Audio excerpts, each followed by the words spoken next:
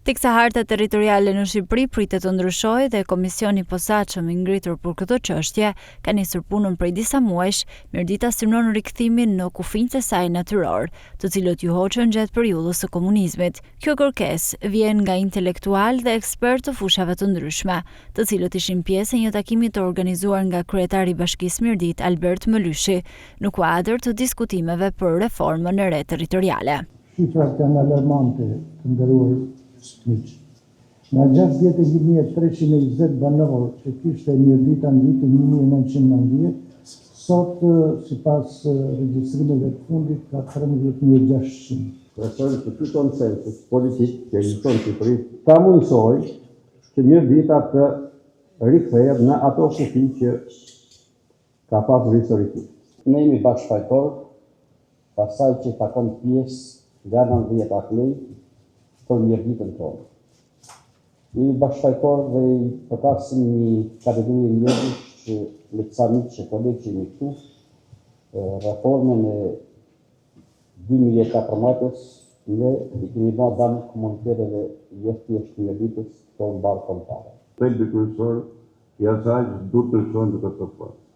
Heqja e ndikimit politik të qeverisë qendrore mbi njësitë vendore. Sepse gjithë ato që thamë më parë kanë këtë rrjedhoj. Dhe kjo rrjedhoj që mbas reformës 2019 është shfaqur dukshëm, nuk është se s'ka qenë për të tjera, shfaqur dukshëm. Mendoj që duhet minimizohet dhe kjo minimizohet nëpërmjet reformës. Do vi një moment që ne do ta kuptojmë këtë gjë vetëm kur tikni dhe ju nga zyra. Pra kur të shihet që mos jetë zyra fare, mos jetë bashki fare, atëherë do të kuptojmë se po hiqet Mirdita. Se deri në moment sa nuk na vjen tek karrika jon, deri në moment nuk e kuptoj. Jam nga të paktit që i bi bashkë Mirditës çdo ditë, çdo javë, i njoh familje për familje, gati emër për emër, meqense kanë merr vetëm 13.600 banor.